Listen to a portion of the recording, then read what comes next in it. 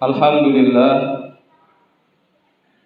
alhamdulillahillazi khalaqal insana fasawwahu fa'adalah fi ayyi suratin ma syaa rakkabah wa an'ama 'alaihi bi na'imi sabiqati walau syaa man'ah wa sawwalahu sam'ahu wa basarahu wa ja'alahu lisanan fa'antama wa khalaqa lahu 'amalan wa kallafa wa asyhadu an la ilaha illallah wahdahu la syarika lah wa asyhadu anna sayyidana wa habibana wa azimana wa qaidana wa qurratana a'yunina sayyidina wa maulana Muhammadin sallallahu alaihi wasallam. Allahumma salli wa sallim ala sayyidina Muhammad wa ala alihi wa sahbihi ajma'in. Amma ba'd, fa ya ibadallah, usikum wa nafsi bitaqwallah wa ta'atihi la'allakum turhamun. Qala Allah ta'ala fil Qur'anil Karim, a'udzu billahi minasy syaithanir rajim. Bismillahirrahmanirrahim. Ya ayyuhalladzina amanu taqullaha haqqa tuqatih wa la tamutunna illa wa antum muslimun. Ma'asyiral muslimin, sidang jemaah Jumat rahimakumullah. Melalui mimbar yang mulia ini, khatib berwasiat kepada kita semua, terutama kepada diri khatib secara pribadi, agar senantiasa kita meningkatkan kualitas iman dan takwa kita kepada Allah Subhanahu wa ta'ala dengan melaksanakan segala sesuatu yang telah diwajibkan serta menjauhi diri dari seluruh yang diharamkan kepada kita semua. Di mana takwa di sini sebagai kekuatan dari segala perkataan yang kita ucapkan dan perbuatan yang kita lakukan, sehingga diri kita benar-benar terjaga dari setiap perbuatan maupun perkataan yang dapat menyinggung orang lain. Ma'asyiral muslimin, sidang jemaah Jumat rahimakumullah. Betapa banyak sekali nikmat yang telah kita dapatkan, yang semuanya semata-mata datangnya dari Allah Subhanahu wa ta'ala. Sebagaimana kita diberi nikmat mata yang berfungsi untuk melihat, maka gunakanlah penglihatan dengan sebaik-baiknya. Dan jangan sekali-kali digunakan untuk melihat segala yang diharamkan oleh Allah Subhanahu wa ta'ala. Begitu pula dengan telinga kita, sebagai nikmat yang berfungsi untuk mendengarkan, maka gunakanlah pendengaran itu dengan sebaik-baiknya. Dan janganlah sekali-kali digunakan untuk mendengarkan hal-hal yang buruk dan tidak senonoh. Begitu juga dengan lisan kita, yang berfungsi untuk bertutur kata, berbicara, dan itu tentu merupakan nikmat Allah Subhanahu wa ta'ala yang diberikan kepada kita. Maka gunakanlah tutur kata kita, gunakanlah pembicaraan kita dengan sebaik-baiknya, dengan tidak mengucapkan hal-hal yang buruk, bahkan menyakitkan dan menyinggung orang lain di sekitar kita. Demikian pula dengan anggota-anggota tubuh lainnya yang ada di badan kita, yang merupakan nikmat-nikmat yang tak terhitung banyaknya. Maka janganlah digunakan kepada hal-hal yang diharamkan dan tidak diridhoi oleh Allah Subhanahu wa ta'ala. Ma'asyiral muslimin, sidang jemaah Jumat yang dimuliakan oleh Allah Subhanahu wa ta'ala. Sebelumnya telah disebutkan bahwa di antara nikmat-nikmat itu ada pada lisan. Anggota tubuh yang bernama lisan ini merupakan salah satu nikmat yang sangat luar biasa dari Allah Subhanahu wa ta'ala yang diberikan kepada seluruh umat manusia. Maka tidak bisa dibayangkan bagaimana rasanya apabila mungkin hidup kita tanpa lisan. Karena itu, Maka hendaklah kita selalu bersyukur dengan senantiasa kita menjaga dan melestarikan nikmat Allah yang satu ini dengan sebaik-baiknya.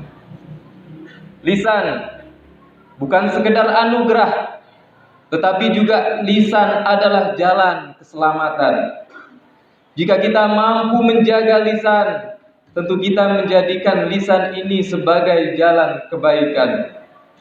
Begitu pula sebaliknya. Hal ini sebagaimana Nabi Muhammad SAW bersabda, "Al-muslimu man salimal muslimuna min lisanihi wa yadihi." Muslim yang hakiki itu adalah yang mana orang muslim itu selamat dari keburukan lidahnya dan tangannya. Hadis riwayat Bukhari. Dalam riwayat lain yang disebutkan dari Sahal bin Sa'ad radhiyallahu anhu bahwa Rasulullah sallallahu alaihi wasallam bersabda yang artinya, barang siapa yang menjamin untukku apa yang ada di antara kedua dagunya, yaitu lisan, dan apa yang ada di antara kedua kakinya atau kemaluan kita, maka jaminannya adalah surga. Hadis riwayat Bukhari. Ma'asyiral muslimin sidang jemaah Jumat rahimakumullah. Perhatikanlah yang serius Rasulullah sallallahu alaihi wasallam terhadap etika lisan ini, membuktikan bahwa lisan sangat berpotensi besar di dalam menjerumuskan kita umat manusia ke dalam keburukan. Lisan juga bisa menjadi sarana yang mendorong manusia di dalam perbuatan maksiat dan dosa-dosa besar. Di antara maksiat dan dosa besar adalah berasal dari lisan yang tidak dijaga dan semata-mata digunakan untuk hal-hal keburukan. Seperti contohnya ghibah, mencaci maki, memfitnah, menghina, dan lain sebagainya. Sementara orang yang dighibah, orang yang difitnah, orang yang dicaci dan dihina tidak senang atas apa yang diujarkan, baik di dalam konteks ejekan fisik, ejekan harta, jabatan, perilaku, bahkan agamanya. Inilah penyakit berbahaya yang telah mengakar di tengah-tengah masyarakat kita.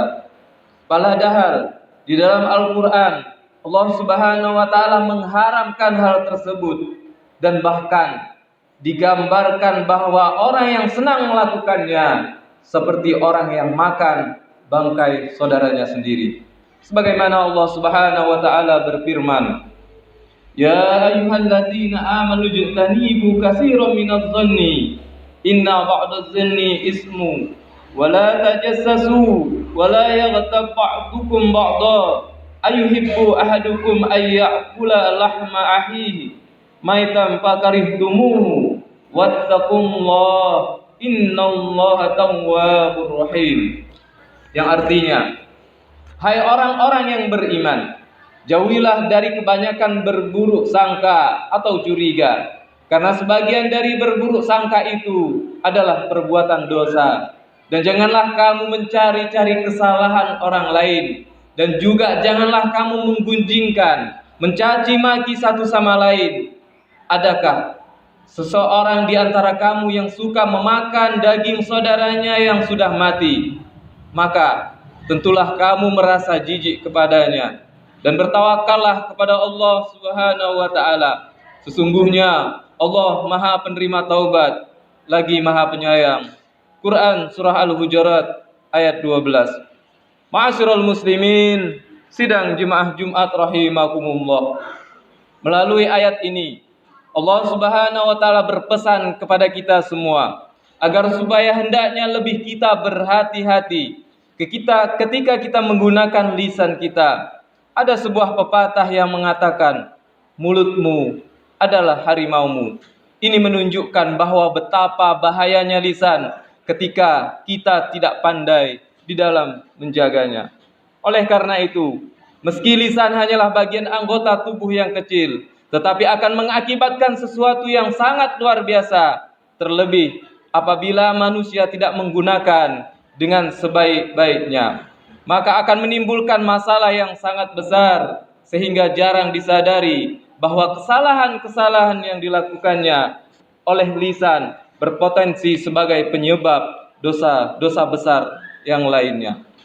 Terlebih di saat ini dengan maraknya media-media sosial, di zaman modern ini di mana semua orang bebas berekspresi, bebas mengungkapkan apapun yang diinginkannya, serba merajalela. Sebagai contoh nyata, banyaknya ujaran-ujaran kebencian, banyaknya hinaan, cacian, atau semacamnya yang beredar, seperti juga berita-berita hoaks, sehingga sebagian besar pengguna media sosial itu tidak menyadari bahwa yang dilakukannya ialah termasuk bagian salah satu perbuatan dosa besar yang diharamkan oleh Allah Subhanahu wa taala.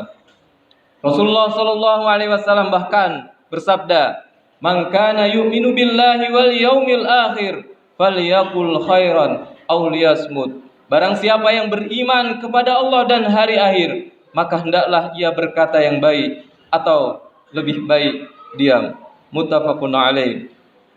Dengan demikian, maka hendaknya kita harus lebih berhati-hati di dalam memberikan setiap kata maupun ucapan yang keluar dari lisan kita, yakni dengan tutur kata yang baik, dengan tutur kata yang lembut, yang tidak menyinggung bahkan menyakitkan perasaan orang lain, yang sesuai dengan apa yang diridhai oleh Allah Subhanahu wa taala dan Rasulnya.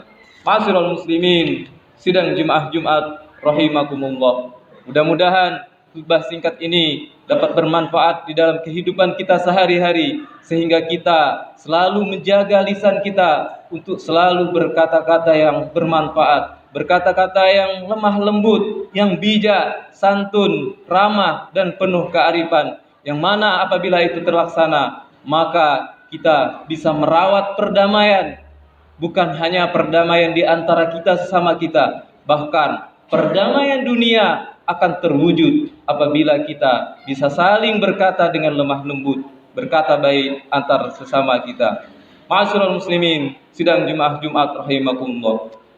Demikianlah khutbah yang dapat saya sampaikan. Mudah-mudahan bermanfaat. Barakallahu li wa lakum fil Qur'anil azim wa nafa'ni wa iyyakum bima fihi minal ayati wa zikril hakim. Wa taqabbalallahu minni wa minkum tilawatahu innahu huwas samiul alim. Aqulu qawli hadza wa astaghfirullahal azim li wa lakum wa lisairil muslimina wal muslimat wal mu'minina wal mu'minat fastaghfiruhu innahu huwal ghafurur rahim.